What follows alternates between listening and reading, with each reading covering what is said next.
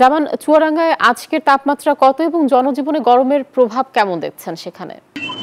আয়েশা, আপনাকে ধন্যবাদ। আসলে চুয়াডাঙ্গাতে কিন্তু গত 4 দিন ধরে তাপপ্রবাহ বয়ে চলেছে। এর ভিতরে আমি যদি বলি, গত বুধবার কিন্তু চুয়াডাঙ্গাতে মৃদু তাপপ্রবাহ হয়ে গিয়েছিল। এর পরের দিন বৃহস্পতিবার কিন্তু মাঝারি তাপপ্রবাহ ছিল এবং তারও পরের দিন কিন্তু তীব্র তাপপ্রবাহ বয়ে গিয়েছে।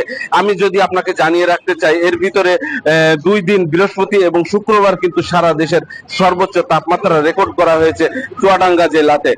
এর মধ্যে গতকাল বেলা 3টায় এবং সন্ধ্যা 6টায় চুয়াডাঙ্গার যে তাপমাত্রা রেকর্ড করা হয়েছে সেটি ছিল কিন্তু 41.2 ডিগ্রি সেলসিয়াস। এটি কিন্তু এই মৌসুমের সারা দেশের সর্বোচ্চ তাপমাত্রাও বটে। তো এই অবস্থায় গরমের যে তীব্রতা বইছে তাতে কিন্তু জনজীবনে এক ধরনের ভোগান্তি নেমে এসেছে।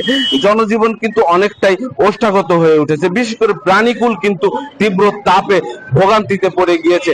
প্রচন্ড তাপদাহের কারণে কিন্তু শ্রমজীবী মানুষ যারা আছে তারা অল্পতেই হচ্ছে তাদের কাজ করতে গিয়ে হাঁপিয়ে উঠছে। তারা যেটি বলছে যে যথাযথ কাজ কিন্তু তারা করতে পারছে না, তার কারণ প্রচন্ড তাপে কিন্তু গলা শুকিয়ে আসছে, ঘাম দিয়ে অনেকটাই ক্লান্ত হয়ে পড়ছেন তারা। আমি আবহাওয়া অফিসের সাথে কথা বলেছি।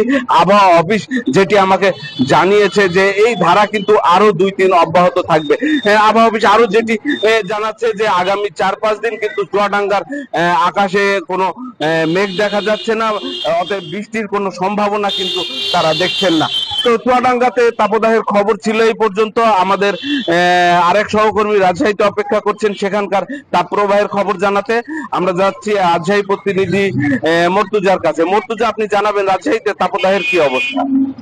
জামান, রাজশাহীতে আজকে সকাল 6টায় সর্বোচ্চ তাপমাত্রা ছিল 26.5 ডিগ্রি সেলসিয়াস। তবে বেলা বাড়ার সঙ্গে সঙ্গে পাল্লা দিয়ে বাড়ছে তাপমাত্রা। গতকাল রাজশাহীতে সর্বোচ্চ তাপমাত্রা ছিল 40 ডিগ্রি সেলসিয়াস এবং গতকাল বিকালে সর্বোচ্চ তাপমাত্রা ছিল 39.5 ডিগ্রি সেলসিয়াস। বাতাসের আর্দ্রতা ছিল 39%। আবহাওয়া অফিস বলছে যে বেলা বাড়ার সঙ্গে সঙ্গে রাজশাহীতে তাপমাত্রা বৃদ্ধি পাচ্ছে। মৃদু থেকে মাঝারি তাপপ্রবাহ রাজশাহীতে চলছে এবং তাপপ্রবাহের ফলে কিন্তু বিপর্যস্ত জনজীবন। আমরা সাধারণ মানুষের সঙ্গে কথা বলেছি। সবচেয়ে বেশি দুর্ভোগে আছে খেটে খাওয়া মানুষ। তারা বিশেষ করে রিক্সাওয়ালারা দিনের বেলায় ভাড়া পাচ্ছেন না, কারণ সাধারণ মানুষের উপস্থিতি কিন্তু খুবই কম। যারাও বের হচ্ছেন তারা খুব জরুরি কাজে বের হচ্ছেন এবং তাপপ্রবাহের ফলে কিন্তু রাস্তাঘাটে রাজশাহীতে লোকের সংখ্যা একেবারেই কম। আবহাওয়া অফিসের সঙ্গে আমরা কথা বলেছি। আবহাওয়া অফিস জানিয়েছে যে দিনের এবং রাতের তাপমাত্রা অপরিবর্তিত থাকবে।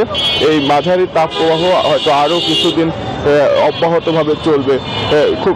খুব তাড়াতাড়ি কিন্তু কোনো সুসংবাদ মিলছে না। রাজশাহীতে তীব্র গরমের ফলে যেন শিশু এবং বৃদ্ধরা আক্রান্ত না হয় সে বিষয়ে কিন্তু সতর্ক থাকার পরামর্শ দিয়েছেন স্বাস্থ্য বিশেষজ্ঞরা। তারা বলছেন যে খুব বেশি প্রয়োজন ছাড়া যেন কেউ ঘর থেকে না বের হয়। আর আজকে সকালে তাপমাত্রা ছিল 26.5 ডিগ্রি সেলসিয়াস। বাতাসের আর্দ্রতা ছিল 87%। তবে বেলা বাড়ার সঙ্গে সঙ্গে কিন্তু রাজশাহীতে প্রতিদিনে তাপমাত্রা বাড়তে থাকে এবং বিকেল 3টা পর্যন্ত কিন্তু অব্যাহতভাবে তাপমাত্রা বেড়ে মাঝারি তাপপ্রবাহ সৃষ্টি হয়।